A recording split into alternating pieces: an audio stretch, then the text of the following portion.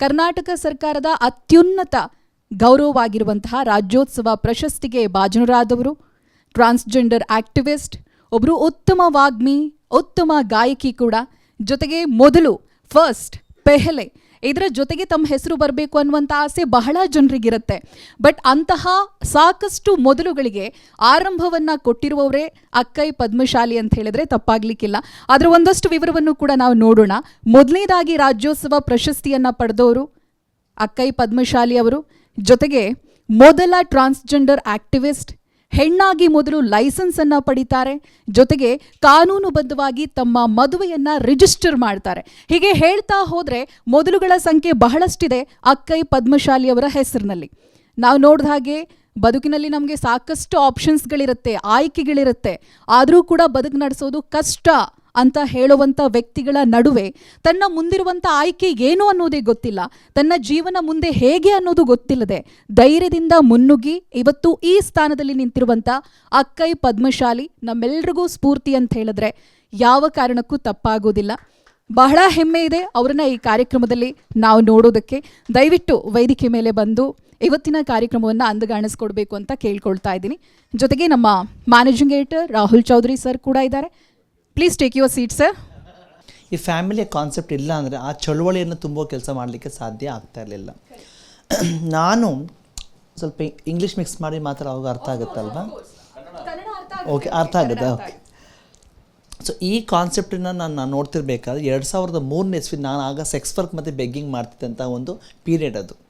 1999ರಿಂದ 2004ನೇ ಇಸ್ವಿ ತನಕ ಇದೇ ಕಬ್ಬನ್ ಪಾರ್ಕ್ನಲ್ಲಿ, ಮಡಿವಾಳದಲ್ಲಿ ಕಬ್ಬನ್ ಪಾರ್ಕ್ ಪೊಲೀಸ್ ಸ್ಟೇಷನ್ ಲಿಮಿಟ್ಸಲ್ಲಿ ನಾನು ಅವತ್ತು ಭಿಕ್ಷಾಟನೆ ಮತ್ತು ಲೈಂಗಿಕ ವೃತ್ತಿಯನ್ನು ಮಾಡ್ತಿದ್ದಂಥ ಆ ಕ್ಷಣವನ್ನು ನಾನು ನೆನೆಸ್ಕೊಂಡು 2024 ಇವತ್ತು ಆಲ್ಮೋಸ್ಟ್ 21 ವರ್ಷಗಳು ನಾವು ದಾಟ್ತಾ ಇದ್ದೀವಿ. ಈ ಸನ್ನಿವೇಶಗಳ ಬಗ್ಗೆ ನಾವು ನೋಡ್ತಿರ್ಬೇಕಾದ್ರೆ ಹಲವಾರು ಹೋರಾಟಗಳು ನಡೆದಿದ್ದಾವೆ. ಹಲವಾರು ಜನ ನಮ್ಮ ಸಮುದಾಯದ ಪ್ರಾಣವನ್ನು ತೆತ್ತಿದ್ದಾರೆ, ಜನ ಅವನ್ನ ಸಾಯಿಸಿದ್ದಾರೆ, ಜನ ಅವನ ಕೊಲೆಗಳು ಮಾಡಿದ್ದಾರೆ. ಆ ಎಲ್ಲದಕ್ಕಿಂತ ವಿಚಾರವಾಗಿ ಇವತ್ತು ಜೂನ್ 28ನೇ ತಾರೀಕು ನಾವೇನು ಮಾತಾಡ್ತಾ ಇದ್ದೀವಲ್ಲ, it is also called International Pride Day ಅಂತೆ. What is the concept of International Pride Day? 1961ನಲ್ಲಿ ಸ್ಟೋನ್ ಮಾಲ್ ಅಂತ ಒಂದು ಪಬ್ ಇತ್ತು, ಎಲ್ಲಿ ನ್ಯೂಯಾರ್ಕಲ್ಲಿ, ಅಮೇರಿಕಾದಲ್ಲಿ. ಅಲ್ಲಿ ನಮ್ಮ ಕರಿಯರು ಮತ್ತು ಬಿಳಿಯರು ಇಬ್ಬರು ಲೈಂಗಿಕ ಅಲ್ಪಸಂಖ್ಯಾತರು ತಮಗೆ ಯಾವುದೇ ರೀತಿ ಆಚೆ ಜಾಗ ಇಲ್ಲ ಅಂತ ಒಂದೇ ಕಾರಣಕ್ಕೆ ಆ ಸೇಫರ್ ಸ್ಪೇಸಲ್ಲಿ ಜನ ಸೇರ್ತಾಯಿದ್ರು. ಈ ಜನ ಇರೋದೇ ಸರಿ ಇಲ್ಲ, ಇವರು ಪ್ರಕೃತಿಗೆ ಮಾರಕ, ಇವರು ನಮ್ಮ ಧರ್ಮಕ್ಕೆ ಮಾರಕ ಅಂತ ಹೇಳಿ ಅವರು ತಮ್ಮ ಕಲೋನಿಯಲ್ ಥಿಂಕಿಂಗ್ ಪ್ರಾಸೆಸ್ನಲ್ಲಿ ಅವ್ರು ಏನು ಮಾಡ್ತಾರೆ ಅಂತಂದರೆ ನಮ್ಮ ಸಮುದಾಯದವನ್ನ ಗುಂಡಿಕ್ಕಿ ಸಾಯಿಸ್ತಾರೆ. ಅಲ್ಲಿ ಗನ್ ಪಾಲಿಟಿಕ್ಸ್ ಜಾಸ್ತಿ ಇದೆ ಅಮೇರಿಕಾದಲ್ಲಿ. ನೇರವಾಗಿ ಬಂದು they all shoot hour people because your A transgender, your A black, your A sexual minority, your A ಗೇ, ಯುವರ್ ಎ ಲೆಸ್ಬಿಯನ್ ಅಂತ ಹೇಳಿ ಅವ್ರನ್ನ ಯಾವುದೇ ರೀತಿಯಾದಂಥ ಮುಲಾಜಿಲ್ಲದೆ ಅವ್ರನ್ನ ಸಾಯಿಸ್ತಾರೆ.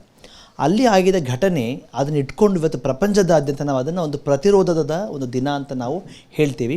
ಅದ್ರ ಜೊತೆ ಒಂದು ಸಂಭ್ರಮಾಚರಣೆ ಕೂಡ ಹೌದು, ನಮ್ಮ ಧ್ವನಿ ಕೂಡ ಹೌದು ಅಂಥೇಳಿ ಯಾವ ಸಮುದಾಯಕ್ಕೆ ಎಸ್ಪೆಷಲಿ ಲೈಂಗಿಕ ಅಲ್ಪಸಂಖ್ಯಾತ ನಮ್ಮ ಅಸ್ತಿತ್ವ, ನಮ್ಮ ಲಿಂಗ, ನಮ್ಮ ಲಿಂಗತ್ವದ ಲೈಂಗಿಕತೆಯ ಆಧಾರದಲ್ಲಿ ಇಲ್ಲಿ ಕಾಂಪ್ರಮೈಸ್ ಮಾಡಲಿಕ್ಕೆ ಸಾಧ್ಯ ಇಲ್ಲ. ನಾವು ಸರಿಯಾಗಿದ್ದೀವಿ, ನೀವು ನೋಡುವ ದೃಷ್ಟಿಕೋನ ಸರಿ ಇಲ್ಲ ಅಂದರೆ ನಾವು ನೇರವಾಗಿ ಹೇಳೋ ಕೆಲಸವನ್ನು ಅವತ್ತು ನಾವು ಮಾಡ್ಕೊಂಡು ಬಂದಿರುವಂಥದ್ದು. 2003ರಲ್ಲಿ 2003ರಲ್ಲಿ when the section 377 of the Indian Penal Code, it was saying the law itself was criminalizing your existence. ಹೌದಲ್ವಾ? ನಮ್ಮ ಅಸ್ತಿತ್ವನೇ ಅದು ಸಂಪೂರ್ಣವಾಗಿ ನೀವು ಅಪರಾಧಿಗಳು ಅಂತ ಘೋಷಣೆ ಮಾಡಿದ್ವಿ. ಹೇಗೆ ಅಂತಂದರೆ ಮತ್ತೆ ಬ್ರಿಟಿಷರ ಆ ವಸಾಹತುಶಾಹಿ ಕಾನೂನು ಇತ್ತಲ್ಲ, ಅದು ಕ್ಲಿಯರಾಗಿ ಹೇಳ್ತಾ ಇತ್ತು, ಗಂಡು ಮತ್ತು ಹೆಣ್ಣು ಸೆಕ್ಸ್ ಮಾಡಬೇಕು, ಅವ್ರು ಮಾಡಿದ್ರೆ ಮಕ್ಕಳು ಹುಟ್ಟಿಸೋದಕ್ಕೆ ಮಾತ್ರ ಮಾಡಬೇಕು, ಮಕ್ಕಳನ್ನ ಹುಟ್ಟಿಸೋದಕ್ಕೆ ಬಿಟ್ಟು ಬೇರೆ ಏನೇ ಮಾಡಿದ್ರು ಕೂಡ ಅದು ಪ್ರಕೃತಿಗೆ ವಿರುದ್ಧವಾಗಿರುವಂಥ ಲೈಂಗಿಕ ಕ್ರಿಯೆ ಮತ್ತು ಅದನ್ನು ಅಸಹಜ ಅಂತ ಒಂದು ಪದವನ್ನು ಬಳಕೆ ಮಾಡಿ ಹಾಕಿದ್ರು. Then we filed before the honourable Delhi high court. Delhi ಹೈಕೋರ್ಟ್ನ ನಾವು ಅದನ್ನು ಪ್ರಸ್ತಾಪ ಹಾಕಿದ್ಮೇಲೆ the Delhi high court rejected the plea. ಮತ್ತು HIV ಏಡ್ಸ್ನ ಕಾಂಟೆಕ್ಸ್ಟಲ್ಲಿ ಹೋಗಿ ನಾವು ನೋಡ್ತಿರ್ಬೇಕಾದ್ರೆ ಅಲ್ಲಿ ಬಂದು ನಮಗೆ ತುಂಬ ಪೂರಕವಾಗಿ ಎಕ್ಸೆಪ್ಟ್ ಆಗ್ತದೆ. ಆ್ಯಂಡ್ 2009ನಲ್ಲಿ 2009ನೇ ಇಸ್ವಿ ಜುಲೈ 2ನೇ ತಾರೀಕಿಗೆ, ನಾಳೆದಿದ್ದೇನು ಮತ್ತೊಂದು ಸೆಲೆಬ್ರೇಷನ್ ಇದೆ, ಜುಲೈ 2, 2009 ಡೆಲ್ಲಿ ಹೈಕೋರ್ಟ್ ಹೇಳ್ತದೆ, consensual sex between adults in privacy is not punishable.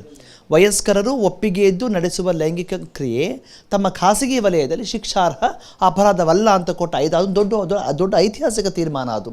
ಅದು ಕೊಟ್ಟಿದ ತಕ್ಷಣ ಲಕ್ಷಾಂತರ ಸಂಖ್ಯೆಯಲ್ಲಿ ಭಾರತದಾದ್ಯಂತ ನಮ್ಮ ಸಮುದಾಯದ ಲೈಂಗಿಕ ಅಲ್ಪಸಂಖ್ಯಾತರು ಹೌದು, ನಾನು ಸಲಿಂಗಕಾಮಿ, ನಾನು ದ್ವಿಲಿಂಗಕಾಮಿ, ನಾನು ಗೇ, ನಾನು ಮರ್ಲಾಡಿ, ನಾನು ಜೋಗಪ್ಪ, ನಾನು ಶಿವಶಕ್ತಿ, ನಾನು ಹಿಜ್ರಾ ಸಮುದಾಯಕ್ಕೆ ಸೇರಿದವಳು, ಹೆಣ್ಣಾಗುಟ್ಟಿ ಗಂಡಸಾಗಿ ಪರಿವರ್ತನೆ ಆದವರು, ಗಂಡಾಗುಟ್ಟಿ ಹೆಣ್ಣಾಗಿ ಪರಿವರ್ತನೆ ಆದವರು, ಎಲ್ಲ ಸಮುದಾಯದ we were celebrating our freedom, we were celebrating our pride, we were celebrating our moment. ಇದನ್ನೆಲ್ಲ ತುಂಬ ಚೆನ್ನಾಗಿ ಬಂದುಬಿಟ್ವಿ.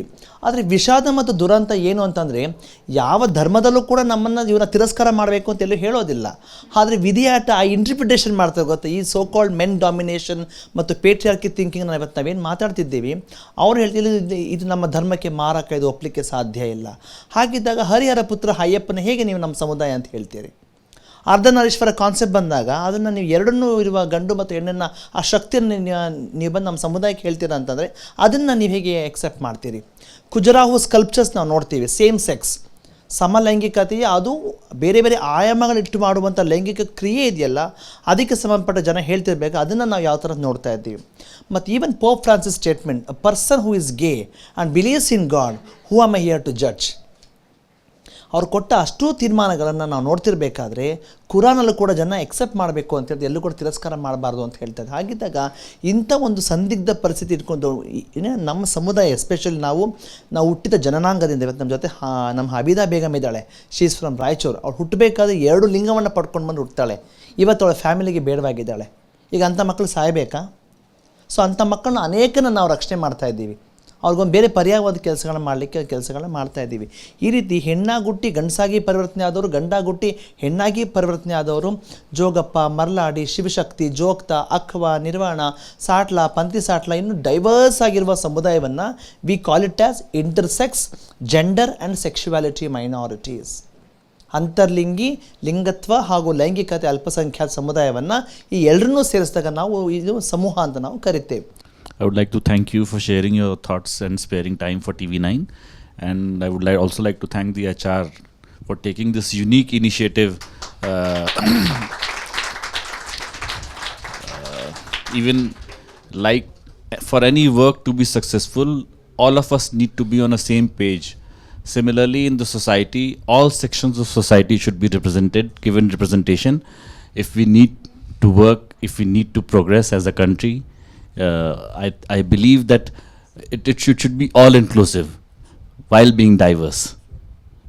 That's the true development of the society actually.